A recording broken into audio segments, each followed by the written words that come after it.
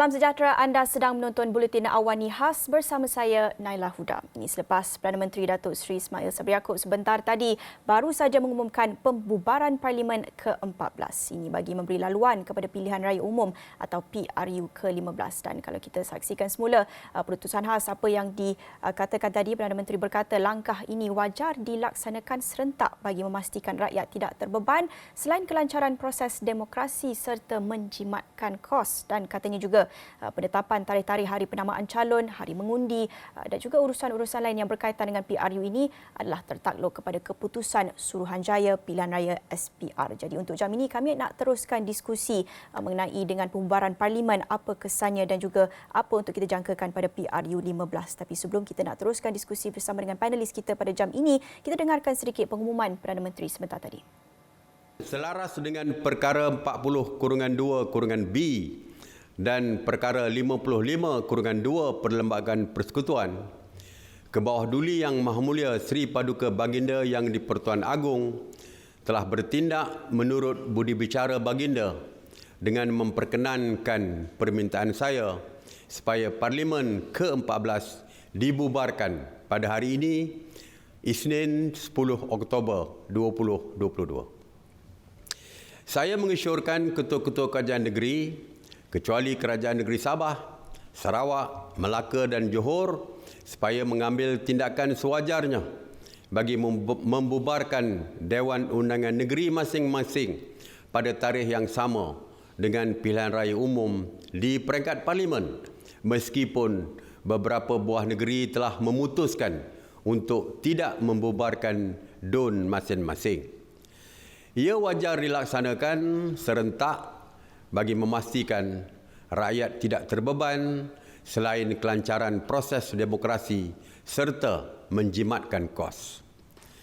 Sementara itu, penetapan tarikh-tarikh hari penamaan calon dan hari mengundi serta urusan-urusan lain yang berkaitan adalah tertakluk kepada keputusan Suruhanjaya Pilihan Raya ataupun SPR.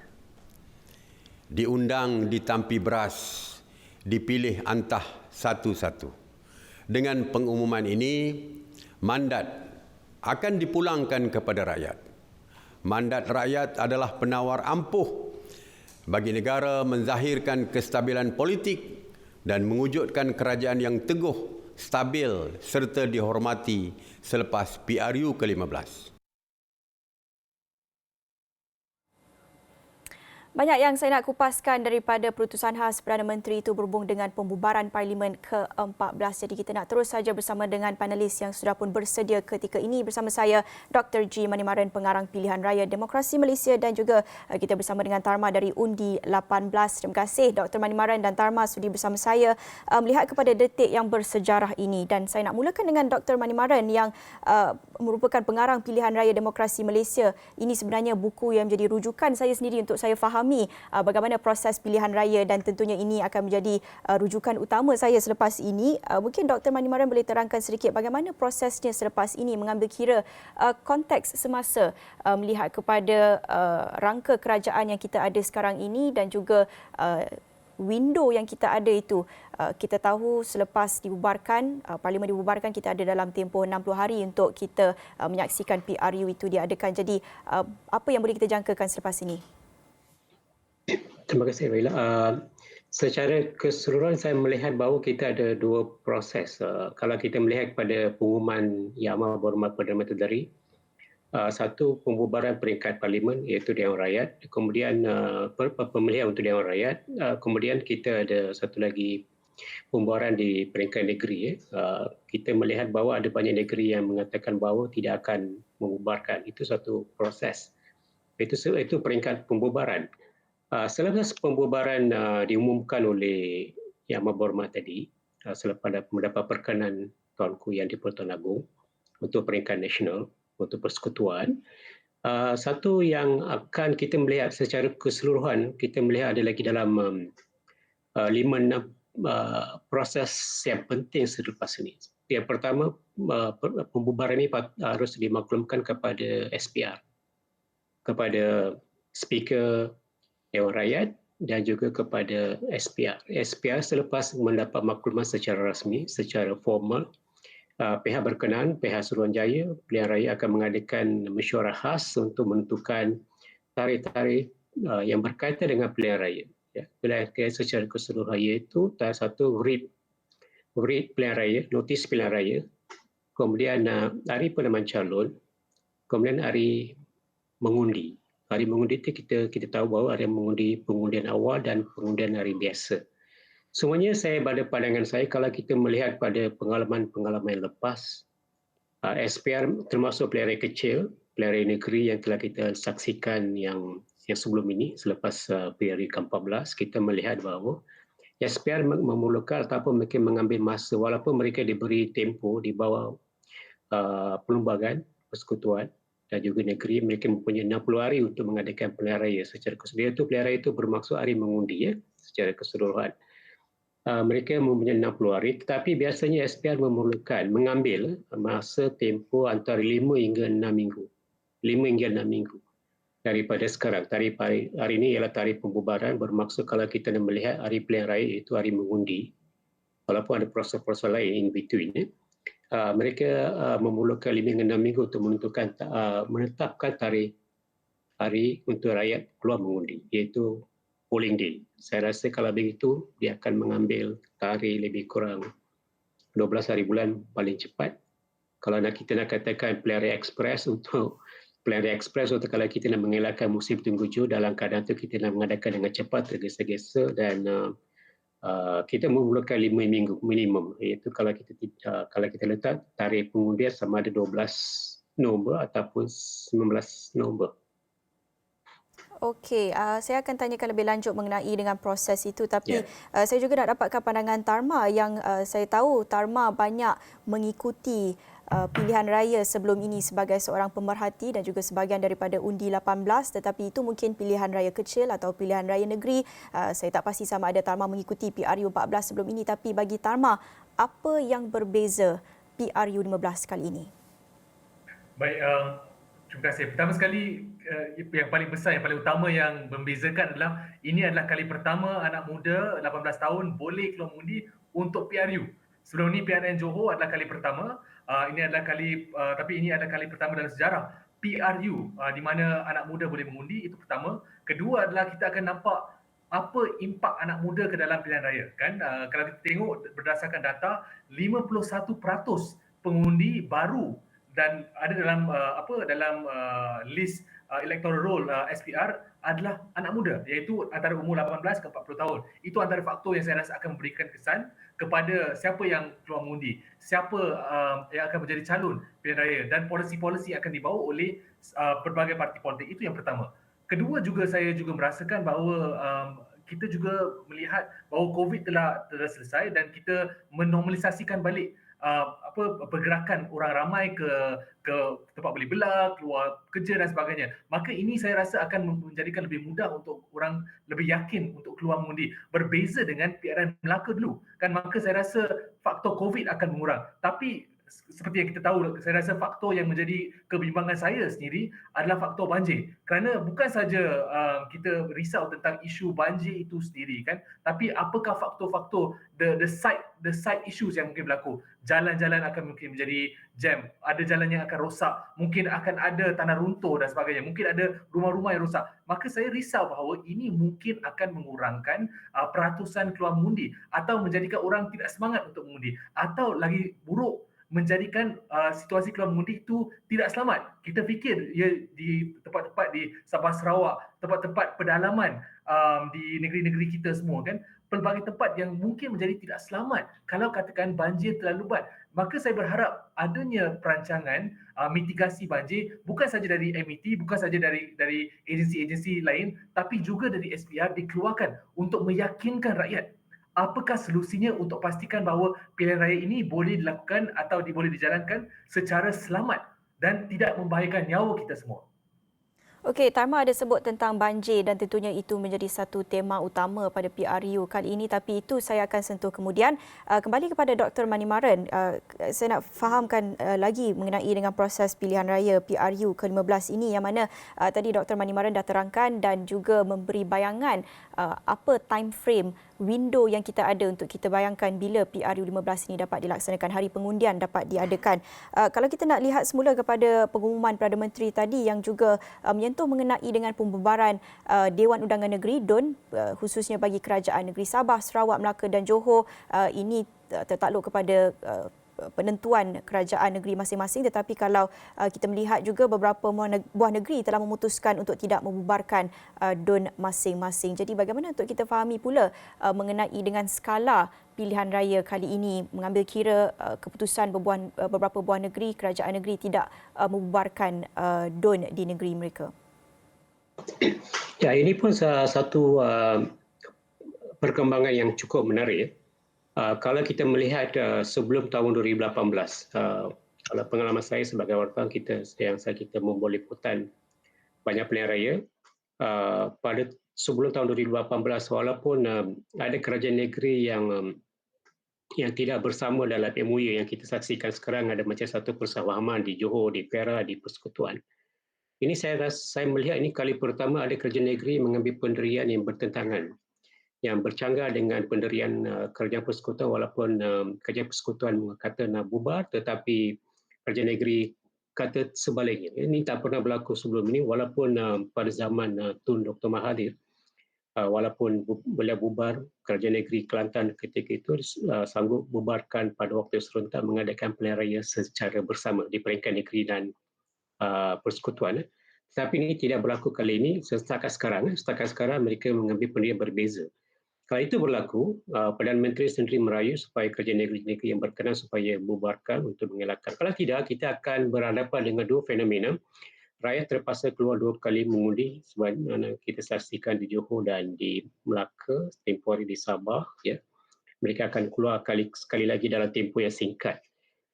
Dia akan jadi lebih singkat bagi kerajaan negeri 6 kerajaan negeri yang ditadbir oleh PAS dan di PISH. Mereka akan keluar sebab tempoh mandat mereka pun tak lama. Antara lebih kurang 9 bulan akan datang, mereka juga terpaksa perlu bubarkan juga. Dan tidak akan terpaksa dan perlu dibubarkan. Bermaksud kalau tidak mereka akan keluar mengundi 2 kali dalam waktu yang singkat. Iaitu sekarang bulan November, saya yakin bahawa pengundian untuk parlimen bulan November, dan negeri-negeri itu kalau mereka akan mengadakan pilihan raya, bubarkan pilihan raya pada bulan 8 ke bulan 9 contohnya, kalau mandat berakhir dengan automatik. Pada masa akan keluar mengundi 2 kali dalam tempoh yang singkat, 8 hingga 9 bulan. Dan dari segi kos, sebagaimana telah dimaklumkan oleh SPR yang kita jangkakan, dan saya pun dah jangkakan, kata kali ini pilihan raya parlimen saja akan melibatkan lebih kurang 1 bilion ringgit. Dan kalaulah kita mengadakan pilihan raya yang kedua, yang sampingan kerajaan negeri yang tidak bubarkan, dia akan mengambil kos lebih kurang ada 300 hingga 400 juta tambahan. Saya rasa kita perlu mengelakkan dalam keadaan ini mengadakan pilihan raya serentak. Ya, perlu. Kalau tidak, dia akan mengambil masa, membebankan rakyat dan sebagainya. Kos dari segi kos efektif. Kita perlu ada kos efektif dari segi itu. Itu saya punya bacaan kali ini dari segi kos, dengan kita akan memberi beban, meletakkan beban di kalangan rakyat. Itu pandangan saya, Kailah. Ya, Tharma, tadi ketika Dr. Manimara menjelaskan mengenai dengan kos pilihan raya itu, saya dapat lihat ada sedikit reaksi pada wajah Tharma. Mungkin Tharma ada nak komen juga berhubung dengan kos pilihan raya kali ini? Baik, itu yang sedihnya kan, kerana kita pun sedar bahawa dengan peningkatan bilangan pengundi, kita juga ada isu di mana kos pilihan raya juga meningkat. Anggaran oleh SPR adalah hampir 1 bilion ringgit terpaksa dibelanjakan untuk PRU kali ini. Dan kita dah tentu tahu kan, untuk PRN Johor dah dalam lebih 100 juta ringgit. PRN Melaka juga jumlah yang besar kan. Maka sepatutnya lah kan, patut adanya perbincangan bersama dengan kerajaan-kerajaan negeri sebelum pembubaran ini berlaku, untuk pastikan ada win-win kan, untuk pastikan bahawa ia boleh dilaksanakan pada masa yang sama. Kerana kita pun tidak mahu bahawa pertama sekali negara terbeban, kerana kita kena faham bahawa tahun depan bukanlah tahun yang mudah. memang kita telah jangkakan akan berlakunya recession ataupun kemurungan ekonomi disebabkan tiga kuasa ekonomi dunia, China, Amerika Syarikat, negara Eropah akan mempunyai kuasa atau isu ekonomi, maka akan beri kesan kepada seluruh dunia. Maka kita perlukan dana tambahan ini untuk berikan bantuan kepada rakyat, untuk membuat projek-projek penjanaan ekonomi, untuk membantu dari segi membina pelbagai infrastruktur untuk membuat mitigasi banjir. Semua resources dan duit ini boleh digunakan dengan lebih baik, lebih elok. Tapi yang buat saya risau adalah tidak ada komunikasi antara kerajaan pusat dan juga kerajaan negeri untuk pastikan bahawa mungkin boleh lakukan dengan cara yang lebih baik. Tidak perlu dilakukan secara terburu-buru sekarang. Mungkin kita boleh lambatkan sedikit, mungkin bulan Januari dan sebagainya. Tapi nak buat apa? Memang dah dipersetujui dan kita dah kena move on dengan ini, maka ini yang kita kena hadapilah dengan keputusan yang telah diambil. Yang penting adalah untuk saya, pastikan rakyat keluar mengundi, pastikan anak muda keluar mengundi dan pastikan kita pilih pemimpin yang terbaik. Ya, seperti yang Tarma katakan, nak buat apa, itu yang selalu kita dengarkan apabila kita bercakap dengan keadaan politik semasa, kan, nak buat apa, itu hakikatnya. Tapi bercakap tentang kos, tentunya saya teringat kepada satu pengumuman yang juga agak besar, yang agak penting, yang berlaku baru saja, iaitu mengenai dengan bajet 2023 yang baru saja diumumkan beberapa hari lepas. Dr. Manimaran, apa akan berlaku kepada bajet yang dah diumumkan ini? Bajet yang tidak diluluskan bermaksud bila parlimen baru dibentuk, iaitu parlimen ke-15 baru dibentuk, bersidang, bermaksud bajet itu perlu dibentangkan semula.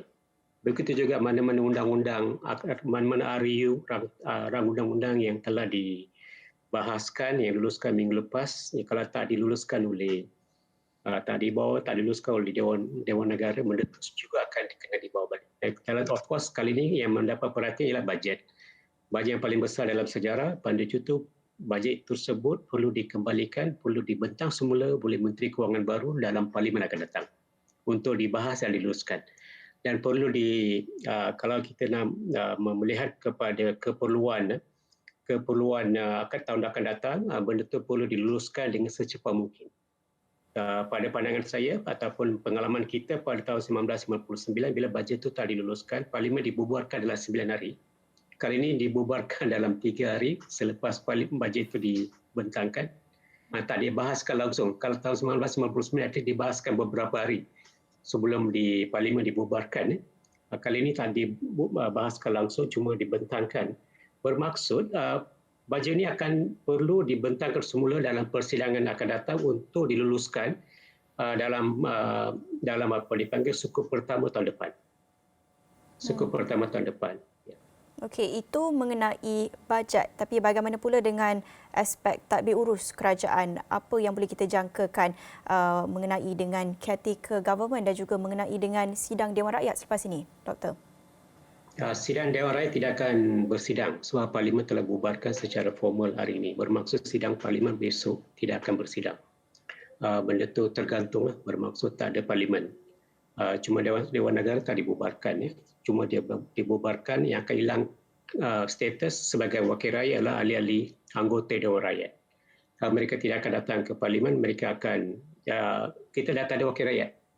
Tak ada ahli parlimen, anggota Dewan Rakyat tidak ada. Sebab parlimen sudah dibubarkan, Dewan Negara sudah dibubarkan, mereka akan kosong. Kita tak ada. Kemudian status mereka dah tak ada dan kita perlu mengadakan pilihan raya dengan secepat mungkin dalam masa 60 hari. Saya rasa dalam minggu ni SPR akan mengadakan mesyuarat. Kalau saya sebutkan tadi, kalau biasanya SPR mengadakan mesyuarat dalam masa seminggu, minggu pertama, kalau tidak saya paling lewat pun mungkin hari Jumaat mereka akan mengadakan mesyuarat. Dan saya berharap tiada ada pilihan raya pada hari kerja lah kali ini, sebagaimana telah menjadi satu isu tahun 2018. Pilihan raya hari mengundi diadakan pada hari Rabu, pada hari kerja. So kita berharap kali ini tidak ada. So mengenai kepada caretaker government, kita tak ada undang-undang ataupun convention khas yang bertulis tentang caretaker government. Kalau di negara lain, negara-negara Commonwealth, mereka ada convention caretaker dan mereka ada convention khas tentang bahawa tiada kabinet yang berfungsi kecuali Perdana Menteri akan menjadi caretaker government ataupun ketua negara akan jadi caretaker government. Kita belum ada. Tapi perkara itu kita telah bangkitkan dalam kita laporan ERC 2 tahun lepas.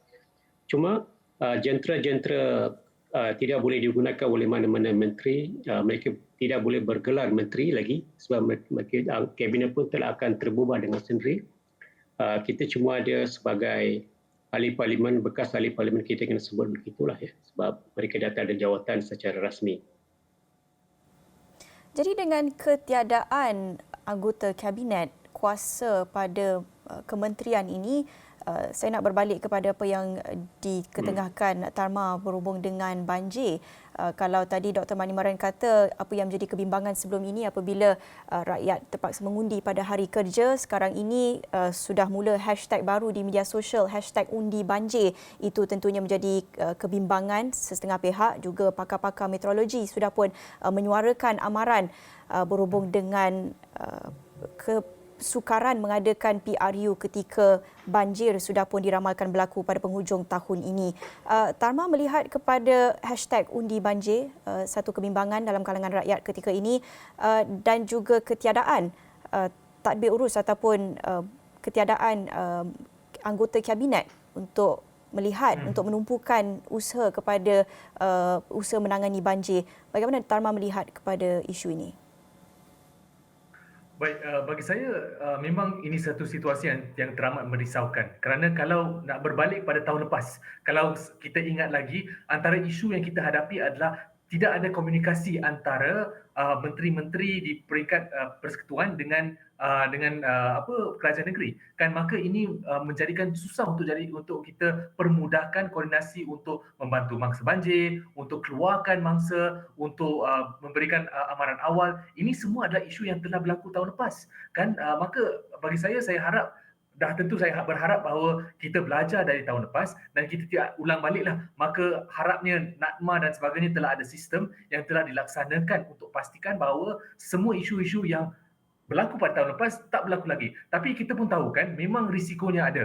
Bahawa kalau katakan banjir tahun ini lagi, akan ada masalah komunikasi. Dan kita pun sedar bahawa ada kawasan-kawasan kritikal.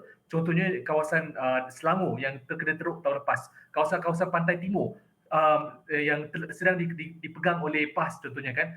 Yang menariknya adalah semua kawasan-kawasan ini, negeri-negeri ini tidak akan terbubar sendiri. Maka kerajaan negeri masih akan ada, tapi tidak ada kerajaan persekutuan yang akan berkomunikasi dengan mereka untuk isu banjir. Maka mungkin ini akan menjadi lagi teruk dari tahun lepas kalau katakan NADMA tidak meningkatkan kapasiti atau meningkatkan cara SOP mereka dalam menangani banjir. Itu perkara pertama. Kedua adalah, saya nampak dalam bajet 2023 bahawa ada pengumuman bahawa akan ada penambahan belanjawan atau penambahan belanja yang diberikan kepada NADMA 400 juta ringgit. Tapi dah tentu seperti yang kita tahu bahawa selagi perkara itu belum lagi diluluskan oleh Parlimen, bajet itu belum lagi diberikan oleh kepada NADMA. Maka belanjawan yang masih ada pada NADMA adalah pada peringkat yang lama, pada paras yang lama, dan kita masih tak tahu. Sebab itu saya nak ulang balik apa yang saya minta. Perlu ada pertama daripada SPR sendiri. Apakah langkah SOP mitigasi banjir untuk pastikan rakyat selamat? Itu pertama. Kedua, daripada NADMA sendiri, apa yang mereka katakan, kerana kita dah dengar dari satu agensi kerajaan iaitu MET, Malaysian Meteorological Department, kan mereka dah katakan bahawa tidak sesuai untuk lakukan PRU masa banjir. Tapi kita memang ingin dengar daripada NADMA sendiri apa langkah mereka untuk dalam jangka masa ini, kerana kita pun tahu bahawa sekarang tidak ada figurehead. Tidak ada yang mengkoordinasi. Kalau katakan perlu ada isu untuk dapatkan sokongan ataupun perancangan dan juga koordinasi antara kementerian seperti mana yang kita mungkin perlu lakukan, tidak boleh ada pada peringkat kabinet perbincangan itu berlaku. Ataupun kalau katakan perlu berbincang dengan menteri besar, sukar untuk dilakukan. Seorang civil servant ataupun ketua agensi mungkin sukar untuk berbincang dengan menteri besar contohnya kan. Maka ini adalah pelbagai dilema yang mungkin berlaku. Maka secara jujur, saya risau dan saya berharap bahawa nyawa rakyat tidak dipolitikkan hanya demi meraih undi untuk memegang kuasa, kerana kita kena sedar bahawa nyawa rakyat menjadi prioriti sentiasa. Jadi SOP atau prosedur protokol untuk mengadakan pilihan raya ketika banjir ini, kalau bagi Tarma sepatutnya SPR berperanan untuk menyediakan SOP ini. Pandangan Dr. Manimaran, siapa yang patut terlibat untuk merangkakan SOP ini dan apa antara SOP yang perlu diwujudkan memandangkan kemungkinan besar PRU akan diadakan ketika banjir nanti? Saya rasa apa yang disebutkan oleh Sarma itu ada kebenaran, tetapi kita kena melihat daripada dua sudut. Satu sudut pengurusan banjir pada musim pilihan raya yang berkaitan dengan pengurusan pilihan raya, iaitu SOP perlu ada tentang cara berkempen, bantuan yang diberikan kepada pengundi untuk keluar mengundi. Kita pernah melihat pada musim banjir pilihan raya kecil Tangkak, saya tak silap saya, pada lebih kurang 10 tahun lepas, banjir berlaku tiba-tiba, banjir kilat berlaku tiba-tiba. Ada permintaan untuk SOP untuk mengadakan, ada permintaan daripada parti-parti politik supaya tempoh berkempen, tempoh undi itu, hari banjir kilat pada hari mengundi, supaya tempoh mengundi itu dilanjutkan. Tetapi SPR ketika itu tidak memenuhi permintaan tersebut, dan pilihan raya tarikh masa pengundi tetap dikuatkuasakan sebagaimana telah ditetapkan. So itu satu aspek pengurusan pilihan raya ketika banjir. Satu lagi, pengurusan banjir untuk membantu rakyat itu akan dibuat norma, saya rasa patut dipengurusikan oleh pengurusi jawatankuasa malapetaka bencana sama ada Perdana Menteri sebagai caretaker ataupun KSN, Ketua Setiausaha Negara, beliau sebagai Ketua Penjawat Awam, beliau boleh mempunyai tugas dan tanggungjawab untuk melaksanakan perkara tersebut. So ada dua perkara, antara pengurusan pilihan raya ketika banjir, saya rasa SPR patut mengambil peranan yang penuh sebagaimana kita telah melihat ketika COVID, masa pilihan raya kecil, dua pilihan raya kecil yang kita adakan, kemudian pilihan raya negeri 3 iaitu Sarawak, Melaka dan Johor telah memberikan kita satu pengajaran, satu garis panduan yang sangat berfaedah, sangat bermanfaat untuk kita gunakan. Saya rasa SOP itu patut disediakan dengan segera dengan mengadakan perbincangan dengan semua parti politik. Sebab mereka adalah stakeholders, pemegang taruh penting, sebab mereka kena memberi pandangan tentang bagaimana mereka boleh terlibat bersama dalam pengurusan pilihan raya. So musim tengkujuh dan banjir ini kita kena melihat dari sudut satu, dari sudut pengurusan pilihan raya. Satu lagi dari segi pengurusan banjir macam perkara biasa, kita mengadakan sebagai satu tanggungjawab, sebagai satu urusan yang berasingan. So satu membantu rakyat, satu membantu pengundi ketika musim tempoh. Sebab pilihan raya tempoh dia hanya dari tarikh pembubaran ataupun hari penamaan calon sehingga hari mengundi. Sedangkan kalau banjir itu dia akan merangkumi satu tempoh yang panjang. Sebab itu saya kata tadi ada dua perkara yang kita kena asingkan. Satu yang kita kena melihat secara umum sebagai mangsa banjir, rakyat sebagai mangsa banjir, satu sebagai pengundi parti politik calon yang bertanding dalam pilihan raya. Okey, itu dari aspek pengurusan pilihan raya, bagaimana untuk memastikan rakyat tidak terkesan akibat banjir dan juga pengundi tidak terkesan daripada menunaikan tanggungjawab mereka untuk membuang undi macam kita kena sediakan sampan ke bot untuk mereka. Untuk kita memastikan kalau kita hari biasa orang memberikan kenderaan untuk datang keluar mengundi, kemudian peti undi itu dikira dan dibawa dengan selamat. Itu semua kena ditakrifkan dengan betul supaya ini satu pengalaman. Kita akan dapat satu pengalaman baru selepas COVID hari itu. Ya, itu dari aspek pengurusan, tetapi tentunya dalam kita bercakap tentang mengadakan PRU ketika banjir ini mengundang pelbagai reaksi. Bagi Tarma, bagaimana pula dari sudut sentimen rakyat untuk mengadakan PRU ketika ini? Kalau kita nak imbau semula apa yang pernah dikongsikan oleh penganalisis sebelum ini, Wong Chin Huat, beliau kata rakyat akan bekerjasama untuk balas dendam. Bagaimana Tarma melihat sentimen rakyat ketika ini dan usaha parti seperti Barisan Nasional UMNO untuk meyakinkan rakyat pada PRU kali ini? Baik, saya rasa sentimen rakyat ni kita sukar nak jangka kan, dan tentu kalau kita melihat naratif di media sosial, dan tentu ramai yang marah kan, tapi kita juga tengok yang sedang bergerak aktifnya adalah orang yang memang jelasnya pro pada parti tertentu kan. Kalau yang pro kepada kerajaan, mereka sokonglah, naratif mereka adalah okey, kita pulangkan mandat kepada rakyat. Kita nak pastikan bahawa kerajaan kuat, kerajaan kukuh, kerajaan stabil, itu naratif yang mereka bawa. Yang pro pembangkang pula adalah okey, kita mungkin tak sesuai, kerajaan yang main politik dan sebagainya kan. Mungkin ini adalah naratif yang dimainkan di luar sana di media sosial. Tapi bagi saya yang akan menarik adalah bagaimana kalau katakanlah ada isu banjir besar yang berlaku dalam tempoh masa beberapa minggu ini, saya pasti bahawa naratif ataupun gambar-gambar, video-video kesusahan rakyat mungkin akan menjadikan rakyat sama ada lebih pro ataupun anti kerajaan. Dan berbalik pada apa yang saya katakan tadi, dia semua berdasarkan apakah kemampuan kerajaan untuk bersedia ke arah preparation untuk banjir ni. Kerana kita dah tahu kan, setiap tahun memang akan ada banjir. Dah nampak tahun lepas isu besar dan apa yang mereka akan lakukan tahun ni kan. Maka saya rasa respons kerajaan mungkin akan menjadi penentu paling besar bagaimana sentimen rakyat, terutamanya golongan atas pagar lah, dari segi isu ni. Apa yang saya boleh nampak adalah ramai di luar sana memang kurang gemar ataupun kurang suka untuk melakukan PRU pada masa ini. Tapi sekali lagi kita pun belum lagi nampak sentimen rakyat di luar sana. Tapi yang kita boleh nampak bahawa pada PRU lepas, PRU ke-14, apabila berlakunya satu perkara yang mungkin dianggap sebagai menyukarkan rakyat secara sengaja, kan, undi rabu dan sebagainya, kan, ada wujudnya video-video mobilisasi rakyat yang kalau orang yang kita boleh cakap orang atas pagar, orang yang biasa-biasa, dia tak pro pada mana-mana parti politik pun, dia pun rasa wah, tersentuh bahawa rakyat atau orang-orang bersama mereka begitu teringin atau begitu semangat untuk pertama memperjuangkan demokrasi dan memperjuangkan hak rakyat. Maka saya rasa naratif itu saya rasa akan menjadi permainan besar dalam jangka masa sebulan ataupun sebulan setengah ini sebelum PRU. Maka bagi saya ini adalah satu risiko lah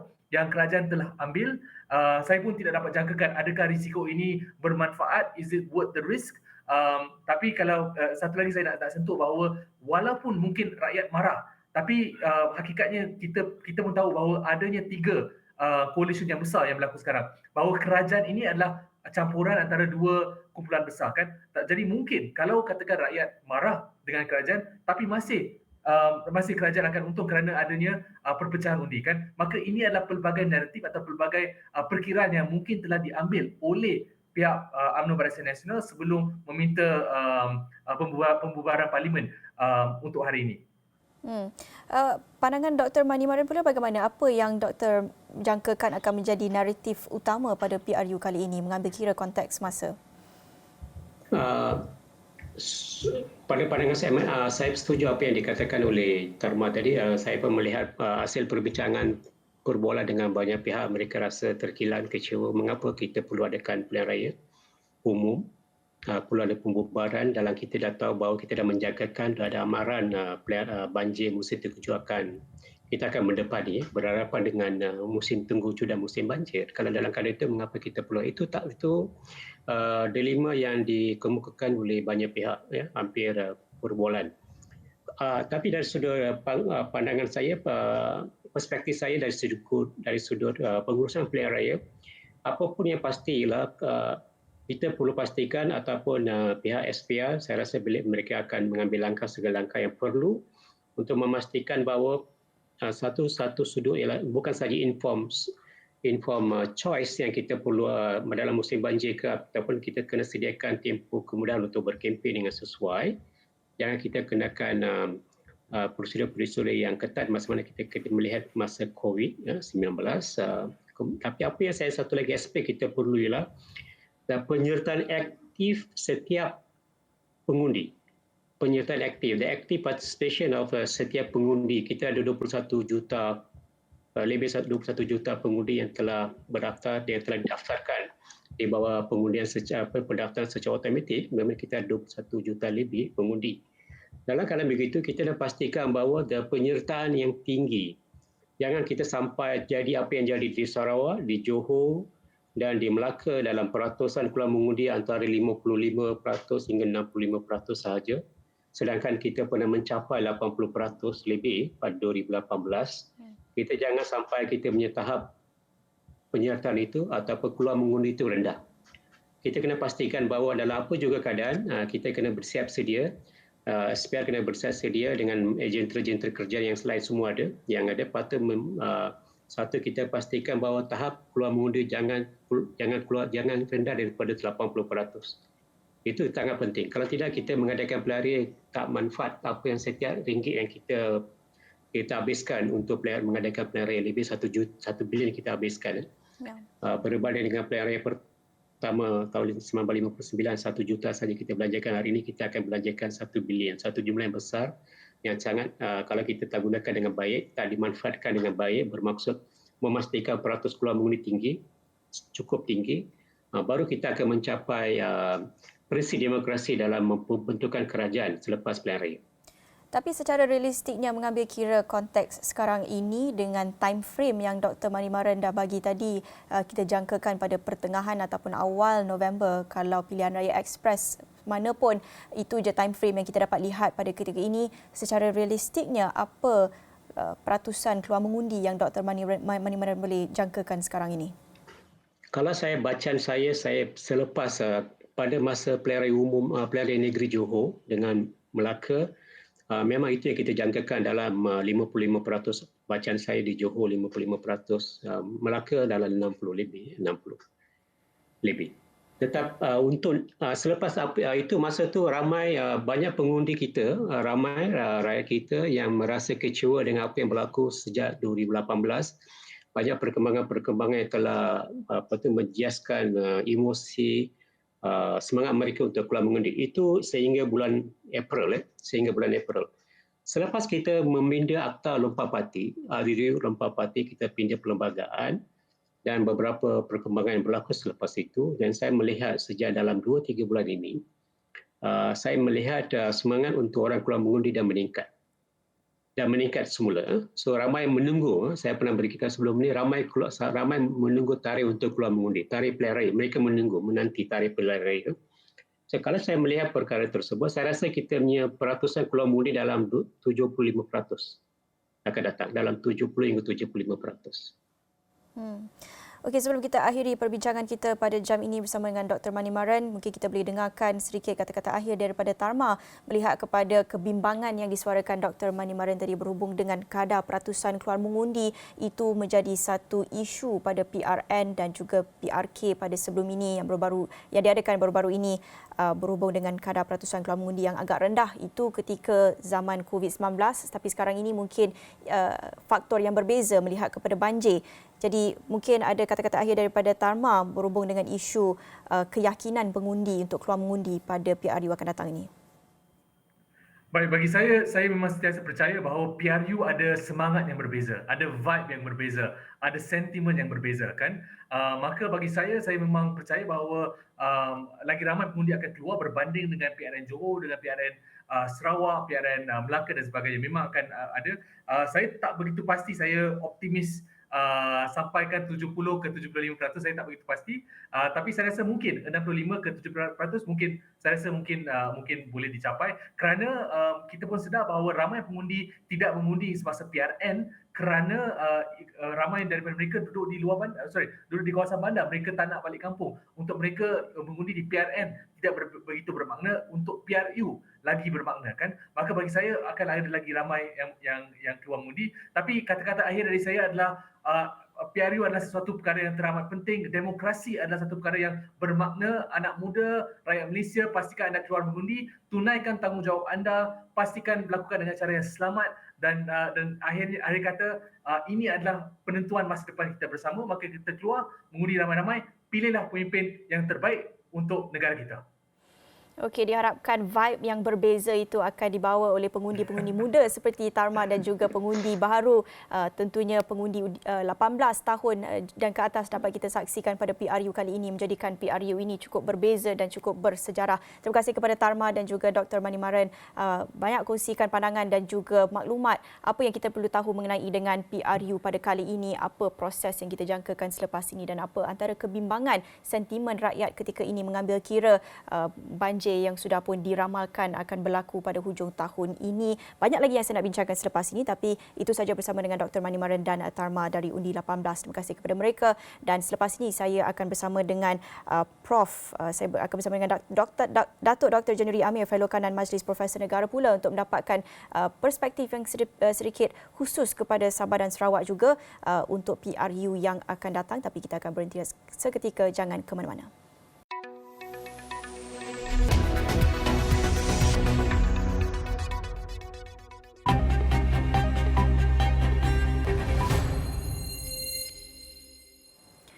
Bertemu kembali dalam Buletin Awani Khas bersama saya Naila Huda sempena pembubaran Parlimen ke-14 bagi memberi laluan kepada pilihan raya umum ke-15. Dan sebelum kita teruskan perbincangan ini, kenyataan yang baru saja kami terima daripada Istana Negara di mana Seri Paduka Baginda Yang di-Pertuan Agong Al-Sultan Abdullah Riyatuddin Al-Mustafa Billah Shah telah berkenan menerima menghadap Perdana Menteri Datuk Seri Ismail Sabri Yaakob di Istana Negara semalam 9 Oktober 2022.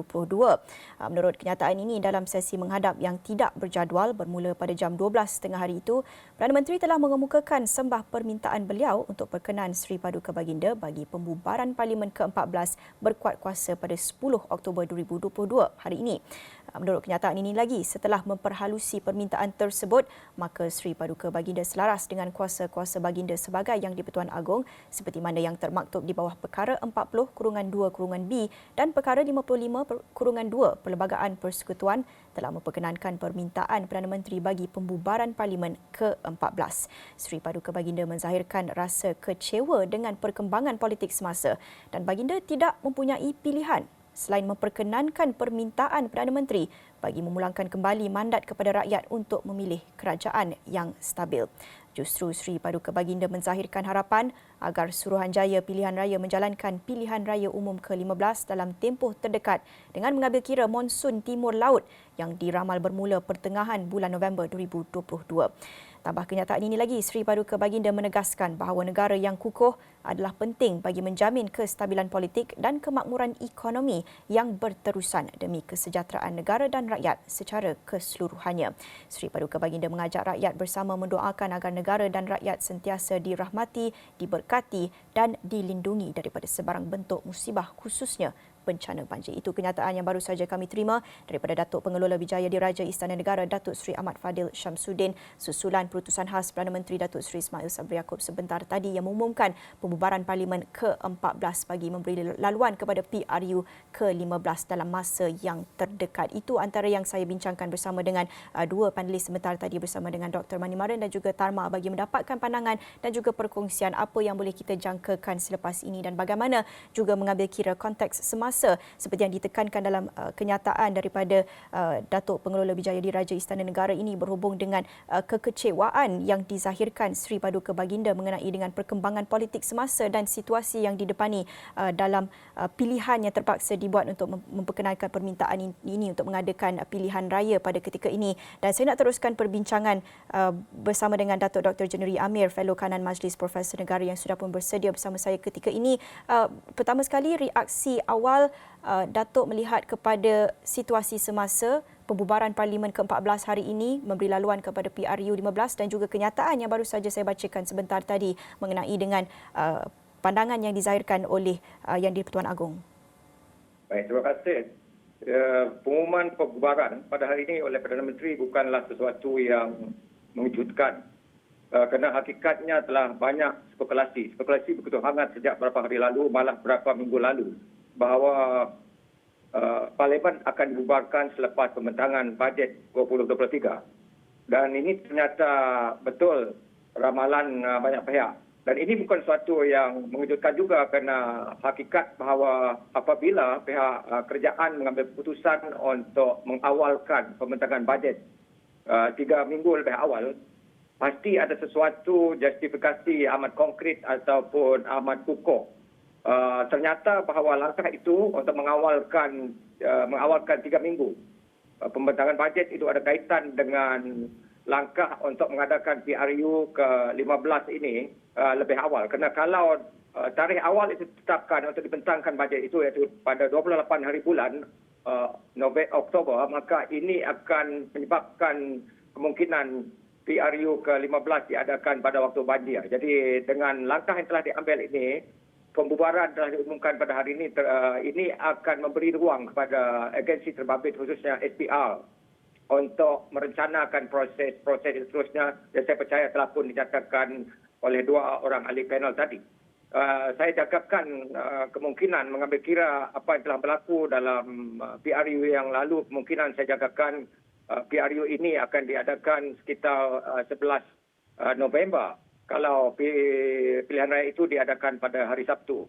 Dan saya fikir PRU yang yang akan diadakan ini akan memungkinkan kita ataupun semua pihak untuk menuntaskan, memuktamadkan segala-galanya seperti yang dinyatakan oleh Seri Paduka Baginda melalui. Bagi Sarawak khususnya, bagaimana Datuk melihat situasi sekarang ini dan kesiapsiagaan parti di negeri ini?